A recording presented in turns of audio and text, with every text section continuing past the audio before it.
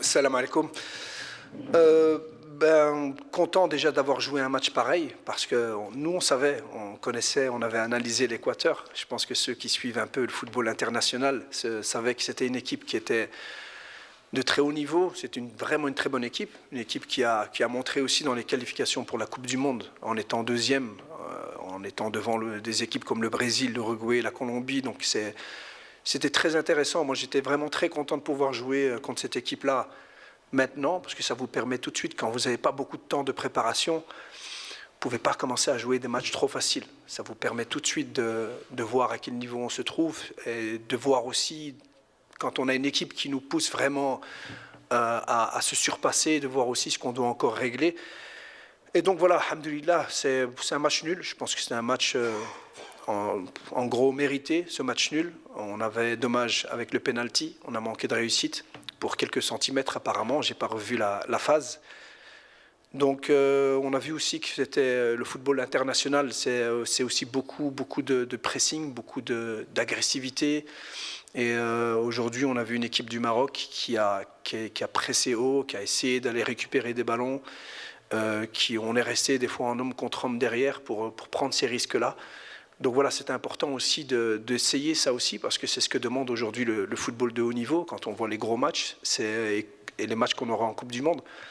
Donc on est satisfait de la prestation, vraiment satisfait de la prestation, mais ça nous donne aussi beaucoup pour pouvoir encore continuer à progresser et travailler pour être encore meilleur. Alhamdulillah que je sors de ce match en me disant qu'il y a des choses encore à travailler. S'il n'y avait rien à travailler après ce match-là, franchement, j'allais me poser des questions et pourquoi j'étais ici. Donc c'est mon rôle aussi, donc c'est le rôle du staff. On sait que ce qu'on veut, c'est être performant à la Coupe du Monde. Et pour ça, on a vu aujourd'hui des choses qu'on devait travailler, mais ce n'est pas une question d'être meilleur, c'est une question d'être mieux structuré, mieux organisé, une bonne synchronisation dans notre pressing. Donc c'est aussi une manière dont on a pressé un peu haute, où l'équipe n'avait pas beaucoup l'habitude. Est-ce que ça veut dire qu'on va presser haut tout le temps? Non. Mais on a vu que dans notre synchronisation, il y avait des choses encore à améliorer. Et avec le ballon, on a été, je pense qu'on a eu des phases où on n'était pas mal du tout, parce qu'on joue avec des joueurs créatifs aussi, beaucoup de joueurs créatifs, avec des faux neufs, avec beaucoup de joueurs qui ont les qualités de numéro 10. Mais ça ne veut pas dire qu'on ne doit pas attaquer la profondeur. Ça ne veut pas dire qu'on ne doit pas pas faire des courses dans la profondeur. Et je pense que là, dans ce match-ci, on a vu que dans des moments, on pouvait leur faire beaucoup de mal dans leur dos. On n'a pas fait ces courses. Et quand on les a faites, les passes n'arrivaient pas dans le bon timing. Donc ça, c'est quoi? C'est du travail, c'est des entraînements, c'est synchronisation. Pour le reste, je pense que je suis très satisfait. Alors pour le faux neuf, je l'ai toujours dit, mais je suis quelqu'un qui va beaucoup s'adapter aux joueurs que j'aurai et aux joueurs les plus performants et qui se mettront au service du collectif et qui rendront le collectif plus fort. Et on voit qu'on a beaucoup de joueurs, c'est un peu le style marocain, on a beaucoup de joueurs des milieux de terrain, des joueurs créatifs. Mais donc c'est pour ça. Moi, ce que je veux, c'est de mettre les meilleurs joueurs en faisant la meilleure équipe. Et aujourd'hui, ceux qui ont commencé, et même ceux qui ont rentré, on voit vraiment que c'est une animation, c'est un système qu'on pourrait encore réutiliser. Est-ce qu'on n'aura que ce système-là? Non, bien entendu. Mais c'est quelque chose sur lequel on a travaillé, c'est le plan de jeu et l'identité de jeu qu'on veut mettre en place. Par rapport au changement, ça a marché. Après, je vous dis, il y a le penalty qui fait quand même un petit peu la différence. Et si on marque ce penalty, peut-être qu'on gagne 2-1. Donc, j'ai pas de regrets. Sincèrement, on essaie de faire les choses. On essaie de faire les choses au mieux. On tire les conclusions après le match. On fait le bilan. Et moi, je pense que ceux qui ont joué, ils étaient encore performants. On n'a pas fait sortir de joueurs qui étaient moins performants. Ceux qui sont sortis étaient encore dans un moment dominant. Ounahi et Saïbari, quand ils sont sortis, on voyait qu'ils étaient bien en jambes. Donc je pense pas. Je pense qu'on aurait même pu rester comme ça et être encore plus performant. Donc, voilà, ce qui est important aussi, c'est que les joueurs se rendent compte qu'il n'y a pas de titulaire, il n'y a pas de remplaçant. Il y a des joueurs qui commencent les matchs, il y en a qui terminent les matchs. Et ceux qui terminent les matchs sont tout aussi importants que ceux qui les commencent. Coach? Bonjour, bonsoir. Mais pour plusieurs raisons, salam, désolé d'abord, salam alaikum. Il y a pour plusieurs raisons, parce qu'il y a bien entendu l'agressivité de l'Équateur, l'agressivité saine, donc c'est pas péjoratif. Donc c'est une équipe qui presse, qui est agressif et qui fait beaucoup d'hommes contre hommes. Donc c'est clair que ça fait que le jeu intérieur est très dangereux. Quand on joue à l'intérieur beaucoup et qu'on perd la balle, et on l'a vu, en fait, on a eu des problèmes quand on a perdu la balle dans l'axe. Donc ce qu'il fallait trouver, c'était un équilibre pour pouvoir sortir la balle. Dans nos sorties de balle, on a vu aussi qu'on avait nos milieux de terrain, des fois, s'écartaient un peu trop. Et donc quand ils s'écartaient un peu trop, il n'y a plus assez de relais au milieu. Donc on a corrigé ça après. On a été beaucoup mieux et beaucoup plus calme dans nos sorties de balle par la suite. Et tout commence par la sortie de balle. À partir du moment où votre phase de construction est intéressante, vous pouvez encore après attaquer au mieux. Donc je pense qu'on a bien fait les choses. Donc c'était des choses qu'on a corrigées. On l'a vu en deuxième mi-temps. Donc si en première mi-temps, il y a des choses qui n'ont pas été en deuxième mi-temps, oui, c'est que ce n'était pas un problème de joueurs, ce n'était pas un problème de système, c'est un problème, comme je l'ai dit tout à l'heure, de synchronisation, de déplacement qu'on a assez vite réglé. Et puis en face de nous, on a un adversaire aussi. Salam alaikum. C'est une formule. Il n'y a pas de bonne formule. Ce qu'on veut absolument introduire dans l'équipe nationale, c'est la complémentarité, mais surtout la compétitivité. Il faut que tous les joueurs soient prêts à jouer. Et aujourd'hui, on ne peut pas se fixer sur deux défenseurs et se dire que ça va être les deux défenseurs qui vont jouer plus tard.